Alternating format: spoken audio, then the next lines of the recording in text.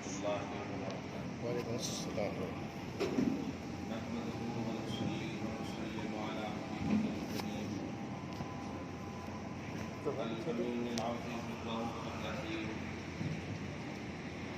وعلى آله وأصحابه الأفضلين الأكرمين أجمعين. أما بعد فأعوذ بالله من الشيطان الرجيم. بسم الله الرحمن الرحيم. ذلك الكتاب لا ريب فيه صدق الله العظيم. حصول برکت کے لیے درود شریف پڑھ لیجیے. اللهم صل على سيدنا وشفيعنا وحبيبنا ومولانا محمد وآله وأصحابه وبارك وسلم. وہ معزز تھے زمانے میں مسلمان ہو کر اور ہمخوار ہوئے تاریخ قرآن. اللہ اپنے فضل سے ہم سب کو قرآن کی تلاوت سے محبت نصیب فرمائے. آمین. مغفرت کا شرع ہم سب پر سایہ فضل ہے. اللہ بعد اپنے فضل سے ہم سب کی مغفرت فرمائے. رمضان محترم کی عظمتوں سے سعادتوں سے ہم سب محظوظ ہو رہے ہیں. اللہ کا احسان ہے. ماہ نزول قرآن سے خصوصی نسبت نزول کے اعتبار سے اس ماہ کو حاصل ہے.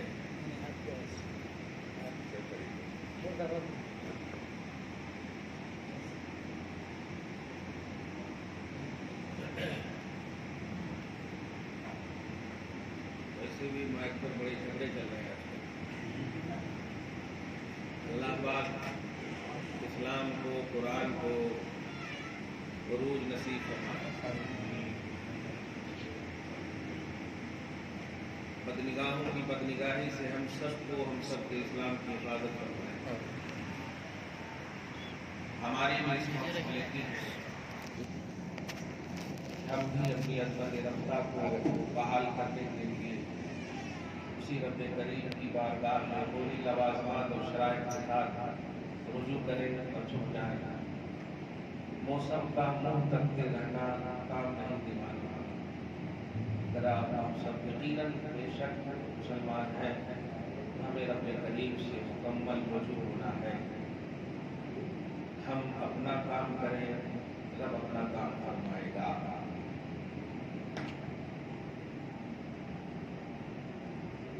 عظمت قرآن کے حوالے سے بہت ہی ایک اہم بات جو ایونٹ پہ میں نے دیکھا بھی اچھا نہیں لگا، لیکن آپ لوگوں کے لحاظ سے اگر گزرے تو تاکہ کلیئر ہو جائے میں اس کو واضح کروں. قرآن کا معنی کسی نے سوال کیا، قرآن کا کیا معنی ہے؟ لفظی معنی. حالانکہ مدارس اسلامیہ میں باتیں پڑھائی جاتی ہیں. غالباً وہ پاکستان کا ایڈیٹر تھا یا کیا تھا. قرآن کا کیا معنی ہے؟ تو اصول فقہ میں اس بات کو اصول کی کتابوں میں بات پڑھائی جاتی ہے. قرآن کی تعریف القرآن کتاب اللہ المنزل علی الرسول المکتوب فی المصاحف المنقول عنہ نقلا متواترا بلا شک. قرآن کا ڈیفینیشن ہے.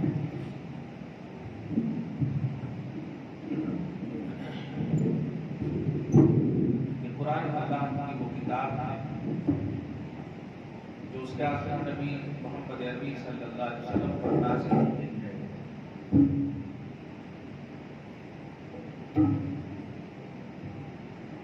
اور جو ہم تک اس طرح منقول، اس طرح منتقل ہو کر نقل ہو کر آئی ہے جس کی نقل میں کوئی شبہ نہیں ہے. متواتر کسی زمانے میں قرآن پاک موقوف نہیں کیا گیا، ہر زمانے میں کنٹینیو منتقل ہو کر آئی ہے. یہ وہ کتاب ہے. اسی میں لفظ قرآن کی وضاحت کی گئی ہے کہ کہ قرآن کا دو معنی ہے۔ ایک قرآن کا معنی ہے پڑھنا، قرأ یقرأ قراءۃ و قرآن، مصدر اس کو معنی ہے، اس کا معنی ہوتا ہے وہ کتاب جو پڑھی جائے، قرآن۔ اور ایک معنی جو بڑا اہم معنی ہے جو باقی تھے وہ ایک معنی ہے کہ یہ قرآن اپنے تمام مضامین کو شامل ہونے کی وجہ سے اسے قرآن کہتے ہیں، جس کو مقرون کا ایک لفظ پڑے ہوئے، میم قاف را واو نون، مقرون قرن کے مضمون کو شامل ہے، مقرون ہے۔ تو قرآن قرن سے ہے، قرن معنی ہوتا ہے شامل ہونا، تو چونکہ اس کے اندر ہر مضمون کی شمولیت ہے اس لیے اسے قرآن کہتے ہیں۔ تبیانا لکل شیء پارہ نمبر 14 میں اس کی وضاحت ہے، فصلناہ تفصیلا پارہ نمبر 15 میں اس کی وضاحت ہے، کل شیء فصلناہ تفصیلا لا رطب ولا یابس الا فی کتاب مبین۔ چاہے خشکی کی چیز فرض کرو، طری کی چیز فرض کرو، ہر چیز کی وضاحت ہے اس قرآن میں۔ تو چونکہ اس میں ہر چیز شامل ہے، ہر چیز کی وضاحت شامل ہے، اس لیے اسے قرآن کہتے ہیں۔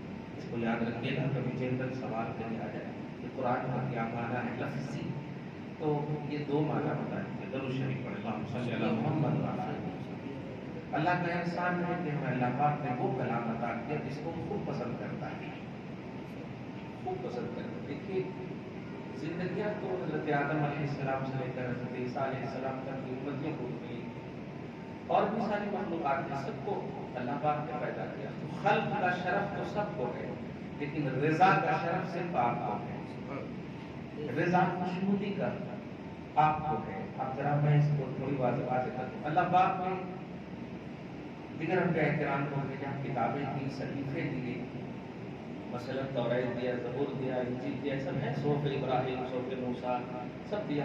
لیکن کیا آج کی کسی بھی صحیفے، کسی بھی کتاب کا آپ کے پاس کوئی نسخہ موجود ہے؟ نہیں موجود ہے۔ حالانکہ توریت بھی اللہ کا کلام ہے، زبور بھی اللہ کا کلام ہے، کلام الہی ہے، موجود بھی نہیں ہے آپ کے ہاتھ میں۔ خدا کا کلام ہے تو موجود ہونا چاہیے۔ مقصد سمجھیے، اللہ پاک نے چاہا ہی نہیں کہ قرآن کے سوا آپ کے پاس کوئی کتاب میری موجود ہے۔ اس چاہت پر آپ قربان جائیں کہ اللہ پاک نے گویا قرآن کو اتنا چاہا کہ آپ کو اس کی وجہ سے چاہا کہ میرا کوئی کلام قرآن کے سوا نہ رہے میرے پاس، اتنا چاہا۔ یہ بہت بڑی اہم ذمہ داری ہے، کسی کی چاہت کو، کسی کی چاہت کو پا لینا اور بات ہے، خدا کی چاہت کو پانا یہ بہت بڑی بات ہے، اور اس کو سنبھال کر کیسے آپ رکھ رہے ہیں آپ خود سمجھ رہے ہیں۔ اللہ تعالیٰ اس نعمت عظمیٰ کی ہمیں سمجھ اور حفاظت کی توفیق نصیب فرمائے۔ اللہ پاک نے کسی کو نہیں کہا تو بہترین امت ہو، آپ کو کہا بہترین امت۔ اس فلسفے کو سمجھیے گا تو میں چند آیتیں پیش کر کے آپ کو بتاؤں، اور آپ سب سینے سے قرآن لگائیں۔ موبائل پر پڑھتے ہیں، بے شک پڑھیے، لیکن موبائل کو کبھی چھوڑنے کی توفیق نہیں ہوتی ہے، اور رحل پر قرآن جب پڑھتے ہوں گے تو بند کرنے کے وقت تو ضرور چھوڑتے ہوں گے۔ اس لیے قرآن کو محبت کیجیے، قرآن کو آنکھوں سے لگائیے، سینے سے لگائیے۔ اللہ پاک محبت قرآن ہم سب کو نصیب فرمائے۔ عظمت قرآن سب سے بڑی یہ ہے کہ اس میں کوئی شک کی گنجائش نہیں ہے، اور یہ خود قرآن پاک میں آج اہل لسان نہیں، اس وقت کی اہل زبان قوم سے، زبان والی قوم سے جو عرب پر ناز کرتی تھی، عربیت پر ناز کرتی تھی، اس زبان یوں سمجھیے کہ آپ بہترین انگریزی کا وہ انگریزی جاننے والے ہیں، اور ہم آپ کو چیلنج کریں کہ انگریزی میں بات کر دیتے ہیں، آپ کے لیے کوئی امپاسبل بات نہیں ہے، ایک دم آسان بات ہے جب خوب جانتے ہو۔ عرب اپنی زبان پر ناز کرتے اور ماں سوا کو اجمی سمجھتے تھے، اپنے علاوہ کو اجمی سمجھتے، یعنی یہ بیکار ہے، ان کے پاس کوئی زبان نہیں ہے، یہ جانور کی طرح ایسا۔ عرب ایسے عالم میں قرآن پاک حبیب پاک محمد عربی صلی اللہ علیہ وسلم پر اللہ پاک نے نازل کیا، اور اہل زبان خاص طور سے خطاب کر فرمایا پارہ نمبر 1 میں ان کنتم فی ریب مما نزلنا علی عبدنا فأتوا بسورۃ من مثلہ. جب ان لوگوں نے یہ چیلنج کیا بلکہ اعتراض کیا کہ محمد اپنی طرف سے بولتے ہیں، اور ان کے بولنے کی اصل وجہ یہ تھی کہ محمد بھی صلی اللہ علیہ وسلم چونکہ عرب میں پیدا ہوئے ہیں، عرب میں سے ایک ہے، عربی دان ہے، عربی زبان والے گھر میں پیدا ہوئے ہیں، تو اس لیے بھی وہ سوال کیے. یہ سوال ایک طرح سے دیکھیں تو ایک کامن سوال تھا، تنقیدی سوال نہیں تھا، لیکن اللہ پاک نے اس قرآن کی عظمتوں کا وہ ایک عمدہ شان رکھا ہے کہ کسی بھی طرح سے وہمی طور پر بھی اس قرآن پر اعتراض کو برداشت نہیں فرماتا. چنانچہ پارہ نمبر 24 کی لاسٹ آیت کریمہ میں بھی اس کی وضاحت ہے، یا لا یأتیہ الباطل من بین یدیہ ولا من خلفہ تنزیل من حکیم حمید. یہ کتاب عزیز ہے، اللہ پاک کی طرف سے ہے کہ اس کے آزو بازو ادھر ادھر کسی طرف سے بھی باطل آ ہی نہیں سکتا. لا یأتیہ الباطل، باطل آ ہی نہیں سکتا اس کے پاس. من بین یدیہ ولا من خلفہ، نہ آگے سے نہ پیچھے سے، کسی طرف سے باطل اس میں آمیزش نہیں. تو اللہ پاک نے اس قرآن پاک کو اپنی حفاظت میں لے کر کے کبھی بھی کسی بھی طرح سے اعتراض ہوا تو جواب دیا ہے.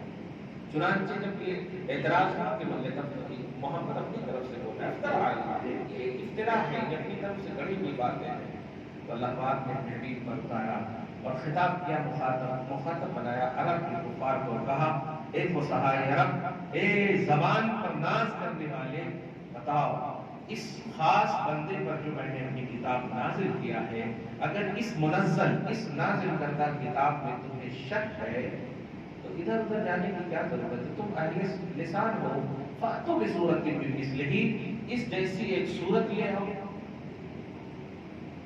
اس جیسی ایک سورت لے آؤ. یہ ایسی بات تھی کہ تم اعتراض کے مطابق تھا، کوئی ان کے لیے پاسبل بات نہیں تھی. تب اعتراض جیسا تم نے کہا کہ انسان کی کتاب ہے، انسان کی کتاب ہے تو تم بھی انسان ہو، تم بھی لے آؤ، تم تو زیادہ زبان والے ہو، تم بھی لے آؤ. فأتوا بسورۃ من مثلہ. اچھا تم تو صرف محمد کو کہے ہو نا کہ محمد اپنی طرف سے گڑے ہیں، میں تمہیں یہ چیلنج دیتا ہوں کہ تم پورے عرب، ساتھ ہی ساتھ جہاں بھی تمہارے بڑے بڑے موجود ہیں، زبان والے موجود ہیں، وَادْعُوا شُهَدَاءَكُم مِّن دُونِ اللَّهِ، اللہ کو چھوڑ کر کے تمام بڑے بڑوں کو بلا لو، اور اگر تم اپنے وعدہ میں سچے ہو، اپنے دعویٰ میں سچے ہو تو تم سب کو بلا لو اور ایک صورت لے آؤ. لیکن سنو، چیلنج تو میں نے کر دیا، مگر میں چونکہ عالم الغیب والشہادہ بھی ہوں، فَإِن لَّمْ تَفْعَلُوا، فَإِن لَّمْ تَفْعَلُوا، تو سنو اگر تم نہیں کر سکو گے، وَلَن تَفْعَلُوا، اور میں کہہ دیتا ہوں کہ تم ہرگز نہیں کر سکو گے، کمال ہے، ہرگز نہیں کر سکو گے، فَاتَّقُوا النَّارَ الَّتِي وَقُودُهَا النَّاسُ وَالْحِجَارَةُ، ڈرو اس آگ سے، قرآن کا اعتراض مت کرو اور میں جہنم میں ڈال دوں گا جس کا ایندھن انسان پتھر ہے. یہ اللہ پاک نے چیلنج، لوگوں نے آج تک آپ کو چیلنج سکھایا، بتایا، ہمیں ہمارے ذہن میں یہ بات تھی کہ چیلنج کیا کرنا، نہیں، چیلنج کے قابل بھی نہیں سمجھا اللہ پاک نے، چیلنج کے قابل بھی نہیں سمجھا اللہ پاک نے، کیونکہ چیلنج یہ ہوتا کہ ایگزیکٹ چیلنج کر کے خاموشی، لیکن نہیں، فرما دیا پہلے نہیں کر سکتے تو یہ چیلنج کرا عجز ظاہر کیا، اس کو بولتے ہیں تعجیز عربی میں، عاجز کر دینے کے لیے اللہ پاک نے فرمایا تم ایک صورت پیش کرو. یہ پیش کرنے کے لیے نہیں کہا، عاجز کرنے کے لیے. تم نے نبی پر، محبوب مصطفیٰ پر، محبوب قرآن پر، محبوب کلام پر اعتراض کیا ہے، اس لیے تمہیں تمہاری عاجزی دکھانا ضروری ہے، تم عاجز ہو یہ بتانا ضروری ہے، اعلان کرتا. قرآن کا سب سے بڑا اعجازی پہلو یہ ہے کہ یہ خود چیلنج کیا، اور چیلنج کرنے کے بعد سامنے والوں کو عاجز کرنا بھی ثابت کیا، ہو ہی نہیں سکا. خود وہ پیش کرنے کے لیے لائے تو اپنے ہی کلام میں وہ پھنس پڑے تھے. قرآن پاک کا انداز دیکھیں گے، پارہ نمبر 15 میں اللہ پاک نے فرمایا ان ھذا القرآن یہدی للتی ہی اقوم، یہ وہ قرآن ہے جو سیدھی راہ بتاتا ہے، یہ وہ قرآن ہے جو سیدھی راہ بتاتا ہے. وَيُبَشِّرُ الْمُؤْمِنِينَ الَّذِينَ يَعْمَلُونَ الصَّالِحَاتِ، اور ان مومنوں کو بشارت دیتا ہے جو نیک عمل کرتے ہیں، أَنَّ لَهُمْ أَجْرًا كَبِيرًا، کہ بہت بڑا تیرے لیے اجر ہے. محبت تو کر کے دیکھ میرے محبوب قرآن سے، بہت بڑا خیال ہے. اس لیے اس قرآن پاک کی عظمتوں کو سمجھنے کے لیے جو سب سے بڑا فلسفہ ہے وہ آپ کسی لائبریری میں جا کر ڈکشنری کو نہ تلاشیں، مقصد توحید کو سمجھیں، نقطۂ نظر الہ کو سمجھیں، اللہ پاک نے اس کلام کو کیوں دیا آپ کو، اس کو سمجھیں۔ توریت کیوں نہیں دیا آپ کو، انجیل کیوں نہیں دیا آپ کو، جبکہ وہ بھی اسی کا کلام ہے، وہ بھی اسی کا کلام ہے۔ اگر کلام دینا مقصود تھا تو دے دیتا توریت، تلاوت کروانا مقصود تھا تو دے دیتا انجیل و زبور، تلاوت مقصود نہیں، اس کلام کے دینے کا مقصود کچھ اور ہے۔ ایسے نہیں کہا گیا وہ معزز تھے زمانے میں مسلمان ہو کر، اور ہم خار ہوئے تارک قرآن ہو کر۔ تارک توریت و انجیل نہیں کہا، تارک قرآن۔ قرآن کی عظمتوں کو سمجھیے جو دیا ہے، نعمت ملنا آسان ہے بھائی، اس کو بچانا، اس کی محافظت آسان نہیں ہے۔ اللہ پاک کہ اس تصور کو سمجھیے، اس مقصد کو، اس نقطے کو سمجھیے جو مجمع نظر الہ ہے کہ کیوں قرآن دیا، اس کو سمجھیے۔ قرآن اس لیے دیا کہ اللہ پاک نے اپنی چاہت کی انتہا فرما دیا آپ پر۔ قرآن کہتا ہے سورہ مائدہ کے آیت نمبر 3 میں الیوم اکملت لکم دینکم واتممت علیکم نعمتی ورضیت لکم الاسلام دینا، میں نے تم پر اپنی نعمت تمام کر دی۔ اور یہاں پر جو انتہا سے مراد یہ ہے کہ اب نعمت اللہ کے پاس نہیں ہے، نہیں، جو خلق کے لیے کیپیسٹی، جس کو خلق کیپیسٹی کے لیے جو نعمت کی انتہا ہو سکتی تھی وہ اللہ نے دے دیا۔ خالق کے پاس وہ نعمتوں کا ہے بے انتہا ہے۔ تو میں نے جو تمام کیا ہے یہ تیری کے ساتھ مطابق، اب کوئی تیرے جیسا، تجھ سے اچھا کوئی مخلوق، کوئی امت نہیں آ سکتی، اس لیے اب میں اپنی نعمت بشکل محمد جو دیا اب کسی نبی کو نہیں بھیجوں گا، کوئی قرآن یا کوئی کتاب نازل نہیں کروں گا، یہ سب سے اعلیٰ۔ اور بات کہوں کیچ کر لیجیے گا، خدا نے اپنی صفت آخر رکھا ہے، والاول والآخر، والاول والآخر، اللہ نے اپنی شان آخر رکھا ہے۔ اب اگر کوئی اللہ میں نقص نکالے تو یہ ایک پہلو ہو سکتا ہے، نہیں ہو سکتا۔ سبحان اللہ کا لفظ پڑھتے ہیں آپ، سبحان اللہ کا معنی ہوتا ہے اللہ ہر عیب سے پاک، ہر عیب سے پاک۔ تو اب جب اس کی صفت آخر ہے تو اس صفت آخر میں بھی عیب نہیں ہے، تو اللہ پاک نے اپنی شان و صفت آخر رکھا، کلام آخر عطا کیا، نبی آخر عطا کیا۔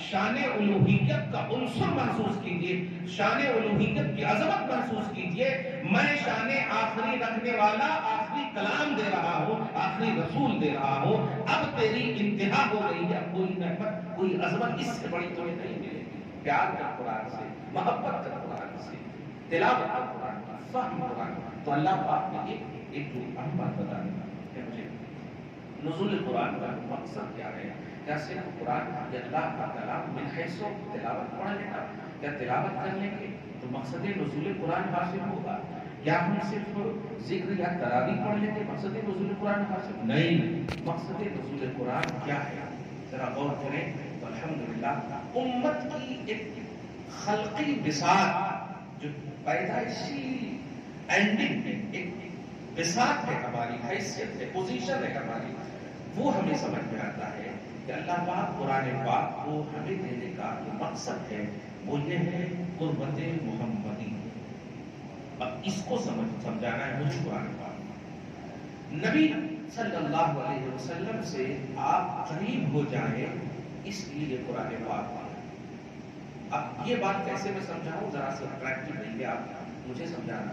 ہر نبی جب قوم میں آتے ہیں تو اللہ پاک پیغام نبی کو دیتا ہے، لیکن ہوتا ہے امت کا پیغام، دیتا نبی کو ہے اور پیغام کس کا ہوتا ہے، امت کا ہوتا ہے۔ اے نبی انہیں یہ کہو، اے نبی انہیں یہ کہو، انہیں یہ کہو، انہیں یہ کہو۔ دیکھا تو خدا کا پیغام ہے، کلام ہے خدا کی، یہ تو کامن بات ہے کہ ہر نبی کے لیے یہ ہے۔ تو اس تسلسل میں بھی اگر سمجھیں تو قرآن پاک جو اللہ کا کلام ہے، اللہ کا پیغام ہے، اس نقطۂ نظر سے بھی آپ سمجھیں تو یہ زبان مصطفیٰ اور قربت مصطفیٰ کا عنوان دیتی ہے۔ یہ بات بھی کہ اے لوگو محمد سے قریب ہو جاؤ، فلسفہ حیات تمہیں ملے گا، محمد سے قریب ہو جاؤ، عنوان زندگی تمہیں ملے گا، محمد سے قریب ہو جاؤ، شعبۂ حیات کے لوازمات تمہیں ملیں گے۔ کے محمد سے قریب ہو جاؤ، زندگی کے ہر شعبے اور ہر ڈپارٹ کا ہر پہلو کا تمہیں جینے کا ایک ڈھنگ اور سلیقہ ملے گا۔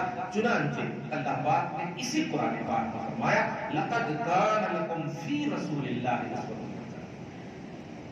قرآن پاک میں فرمایا تمہارے لیے بیسٹ آئیڈیل ذات رسالت ہے، رسول اللہ میں بیسٹ ہے۔ اس کا کیا مطلب ہوا؟ پڑھیے آپ قرآن لیکن آئیڈیالوجی کے طور پر ذات رسالت کا مطالعہ شرط ہے۔ تلاوت کیجیے قرآن، آئیڈیالوجی کے طور پر ذات رسالت کا مطالعہ۔ اب جو میں نے کہنے جا رہا تھا وہ یہ ہے کہ لائبریری کی ڈکشنری سے اور مصباح اللغات سے عربی زبان یا انگلش میں یا جہاں کہیں بھی آج جو ہمارے نوجوان ہاں ہم سرچ کر لیں گے، ہم دیکھ لیں گے، انٹرنیٹ پر ہم کو مل جاتا سب کچھ، نہیں میرے بھائی، یہ مقصد نزول قرآن کے خلاف جا رہے ہو آپ لائبریری کی ڈکشنری سے قرآن پاک کا مطالعہ نہیں کر سکتے۔ مطالعہ قرآن کے لیے شرط ہے مطالعہ صاحب قرآن محمد رسول اللہ صلی اللہ علیہ وسلم۔ ذات رسالت کا فہم اگر نہیں ہے آپ کو، قرآن کا مطالعہ نہیں کر سکتے آپ، اس لیے کہ اس قرآن کے سب سے نزول کا مقصد مطلوب محمود اللہ پاک کو قلب مصطفیٰ ہے۔ چنانچہ پارہ نمبر 19 میں اللہ فرماتا ہے نزل بہ الروح الامین علی قلبک، اس کو لے کر تو روح الامین آئیں گے لیکن آئیں گے آپ کے قلب اطہر پر۔ تو قلب اطہر مصطفیٰ صلی اللہ علیہ وسلم پر قرآن نازل ہوا۔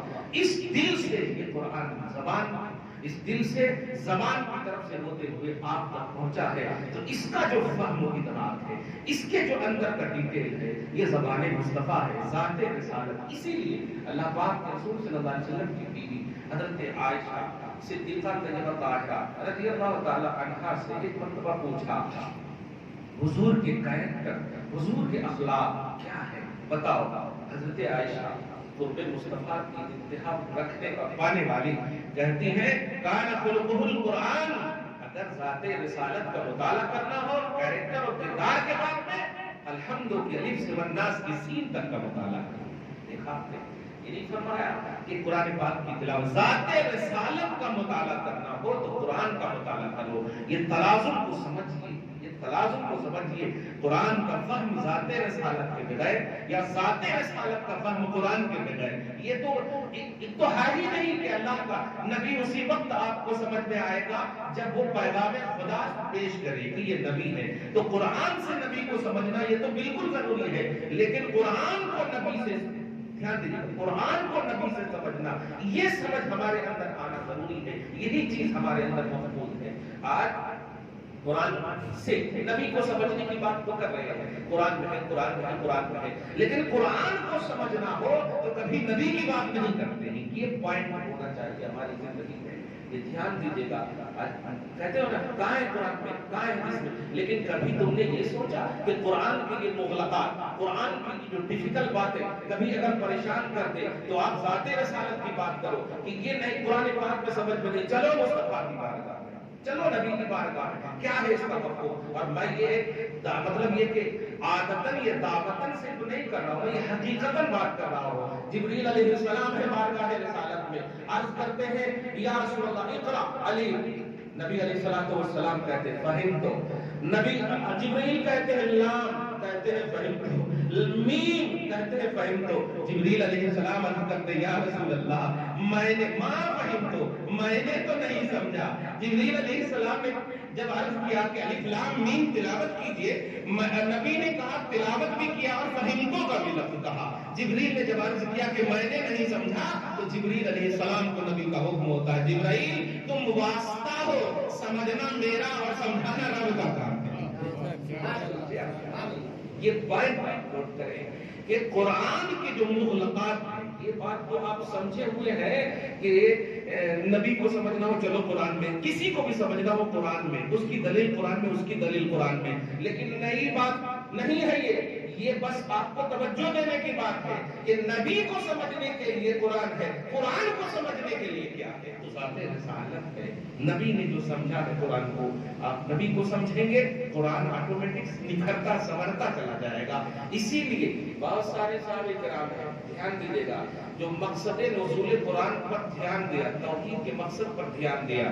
آپ دیکھیں گے ہر صحابی عالم نہیں ہے، ہر صحابی عالم نہیں ہے، ہر صحابی عالم نہیں، بار بار یہ جملہ بول رہا ہوں، ہر صحابی عالم نہیں ہے۔ زیادہ تر ہندی کو دیکھیں، دیہاتی صحابی بدوی کا لفظ آتا ہے نا، ہر صحابی عالم نہیں ہے۔ لیکن کیا بات ہے، قرآن کی تفسیریں لکھنے والے، قرآن سے مسائل نکالنے والے، قرآن سے لائبریریاں بھر دینے والے کتاب حضرت امام اعظم ہو، امام شافعی، امام مالک ہو، اتنے بڑے بڑے ماہرین قرآن سے بھی وہ دیہات کا صحابی افضل ہے۔ وجہ کیا ہے؟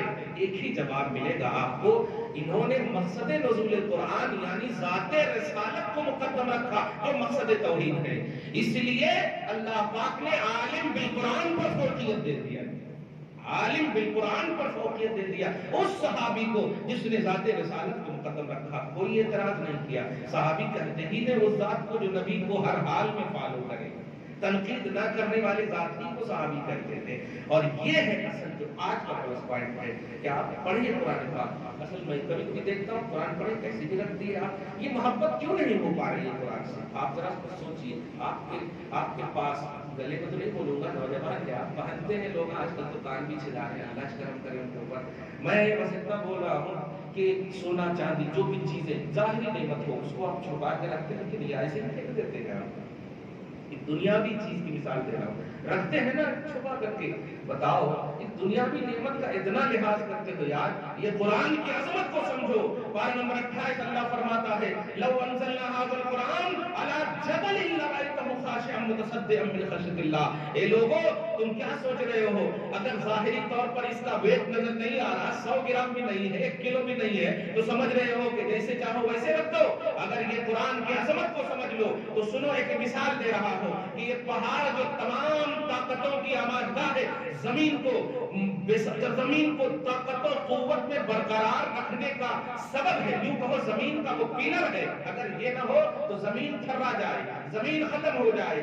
یہ پہاڑ پر اگر میں قرآن نازل کروں تو اس کی عظمت یہ ہے کہ میرے خوف سے یہ پہاڑ ریزہ ریزہ ہو جائے۔ تم 1 کلو کے قرآن سمجھ کر جیسے چاہو ویسے رکھ دیا آپ نے یہ سوچا کہ آپ کے ہاتھ میں طاقت ہے، اس میں کلو نہیں ہے، 2 کلو نہیں، رکھ دیا؟ نہیں، جب بھی قرآن کو چھو سینے سے لگاؤ، جب بھی قرآن کو چھو سمجھو کہ سب سے بڑی طاقتور چیز ہمارے پاس آتی ہے، اور سر پہ رکھو، سینے سے لگاؤ، محبت سے رکھو، اس وقت تک اس کو پیٹ نہ دو جب تک کہ تم دور نہ چلے جاؤ۔ یہ ہے قرآن کی عظمت۔ رب فرماتا ہے پہاڑ پر نازل کرو تو یہ آدھا کلو ظاہری ویٹ رکھنے والا، ملینوں کلو رکھنے والے پتھروں اور پہاڑ کو صرف عظمت حقیقت کو سمجھ کر کے ریزہ ریزہ ہو جائے۔ یہ عظمت ہے قرآن پاک کی۔ آسمان سے پوچھا تھا اللہ نے، زمین سے پوچھا تھا اللہ نے، تمہیں چاہیے؟ آسمان سے پوچھا تمہیں چاہیے؟ سبوں نے انکار کر دیا تھا، فَأَبَيْنَ أَن يَحْمِلْنَهَا وَأَشْفَقْنَ مِنْهَا وَحَمَلَهَا الْإِنسَانُ۔ لیکن اے انسان، تیرے انتخاب میں، خدا کی نگاہ میں تیرا انتخاب تھا۔ سوچ، ایک چھوٹا سا سینہ، ایک موٹا سا پتھر اگر مجھے مارے تو میرا سینہ بھی چور ہو جائے، ہو جائے گا کہ نہیں؟ ہو جائے گا، یہ ملکن ہو جائے گا۔ سینے میں پورا قرآن محفوظ ہے، آپ غور کر رہے ہیں، یہ پورا قرآن محفوظ ہے۔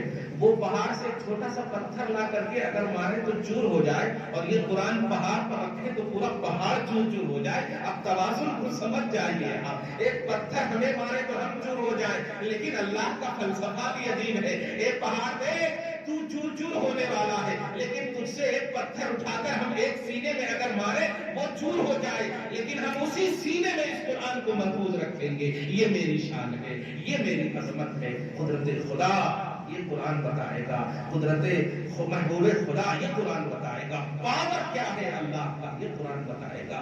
آپ سمجھیں ان باتوں کو، اللہ پاک نے یوں ہی آپ کو نہیں دے دیا کہ پڑھ لیجیے رکھ لیجیے، تراویح پڑھ لیجیے چلے جائیے۔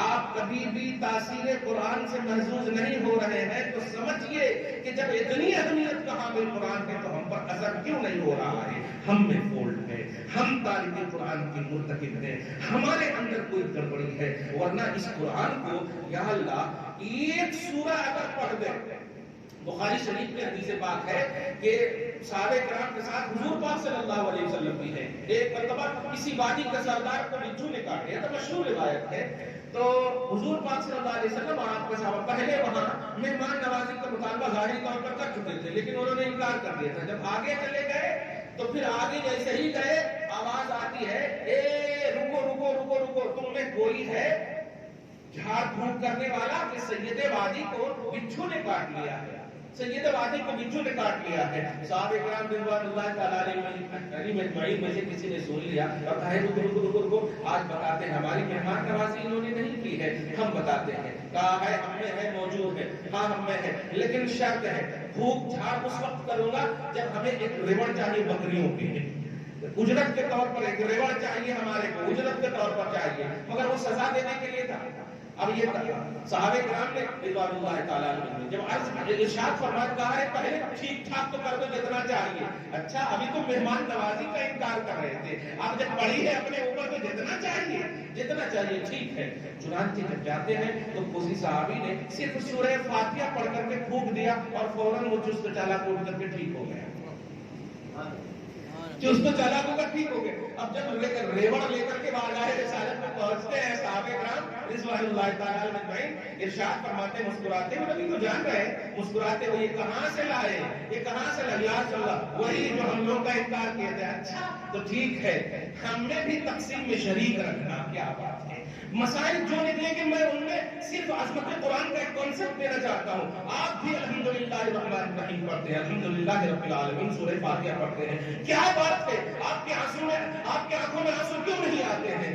آپ کا سینہ طاقتور کیوں نہیں ہوتا ہے؟ آپ پورے جسم سر سے لے کر ہر طرح مس کر لیتے ہیں، آپ کو طاقت کیوں نہیں ہے؟ توانائی کیوں نہیں ہے؟ آپ کے اندر اخلاقیات کی گراوٹ کیوں نہیں ختم ہو رہی ہے؟ آپ کے کردار کیوں نہیں سنور رہے ہیں؟ وہاں پڑھ کے نبی نے پوچھا بھی تھا، کیا کر کے پڑھے، کیسے پڑھے، تمہیں کیسے معلوم؟ یا رسول اللہ کی زبان سے سنا ہے کہ یہ سورہ فاتحہ سورہ شفا کی ایک سورہ ہے نا، ایک سورہ ہے۔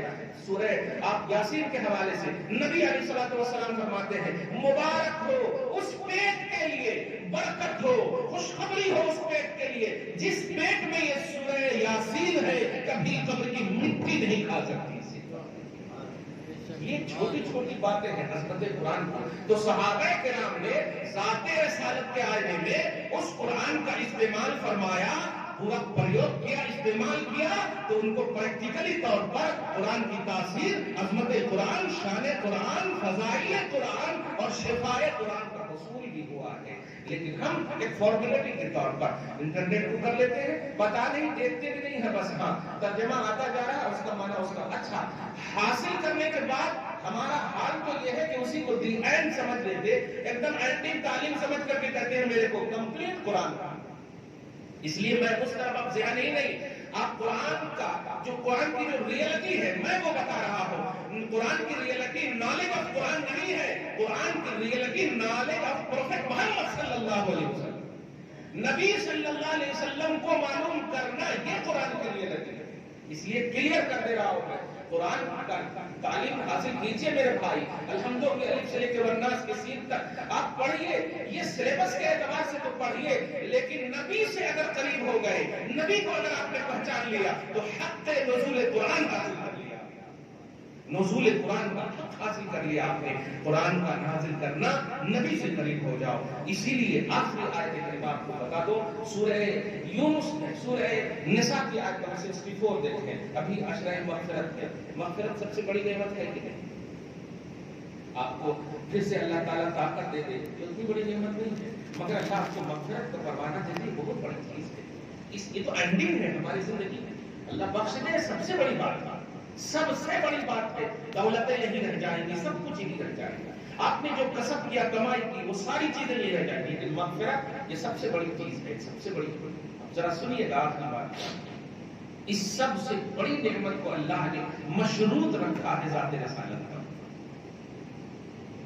مشروط سمجھے، ڈیپینڈنٹ رکھا ہے ذات رسالت پر، ذات رسالت سمجھ رہے ہیں، محمد صلی اللہ علیہ وسلم پر ڈیپینڈنٹ رکھا۔ قرآن کہتا سورہ نساء آیت نمبر 64 میں اللہ فرماتا ہے وَلَوْ أَنَّهُمْ إِذْ ظَلَمُوا أَنفُسَهُمْ جَاءُوكَ فَاسْتَغْفَرُوا اللَّهَ، لوگوں اگر اپنے اوپر گناہ کر لیے ہو، ظلم کر لیے ہو، تو تیرے لیے غفار میں ہو، لیکن مغفرت کا مرکز بارگاہ مصطفیٰ، جاؤ آؤ میرے رسول پر، آؤ مصطفیٰ کی بارگاہ میں، فاستغفر اللہ، پھر مجھ سے مغفرت کرو، دیکھیے پھر آؤ مغفرت طلب کرو، واستغفر لهم الرسول، عقیدہ رکھو کہ رسول بھی تیرے لیے مغفرت طلب کر رہے ہیں، واللہ وجد اللہ توابا رحیما، پھر جا کر کے تیری توبہ بھی قبول ہوگی اور تم پر رحم بھی کیا جائے گا۔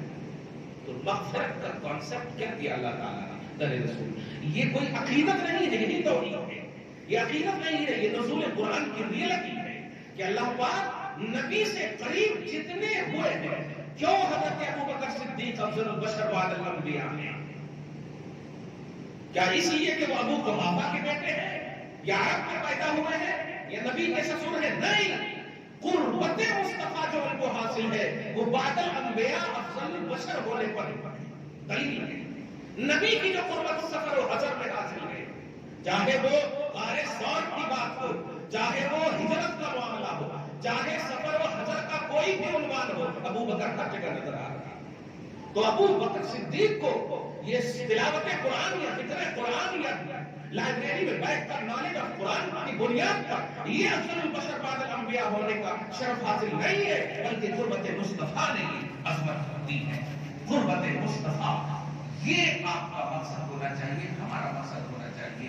درود کی کثرت کیجیے، آپ توجہ سے آپ مسجدوں کو ٹائم دیجیے، بیٹھیے، آپ مت دیکھیے چینل، مت دیکھیے، سے دماغ خراب ہوتا ہے، ٹینشن ہوتا ہے، فل اٹینشن اس کے ساتھ روزہ رکھیے، نماز پڑھیے، محبت کیجیے، پازیٹو رہیے نبی کے لیے، پھر دیکھیے انشاءاللہ آپ کو بولنے کی ضرورت نہیں، یہ آپ کریں گے، رب کی جو ذمہ داری ہے وہ آپ کے لیے فرمائے گا۔ دعا ہے اللہ آج کی خصوصی نشست کو محبت کے فضل سے قبول فرمائے۔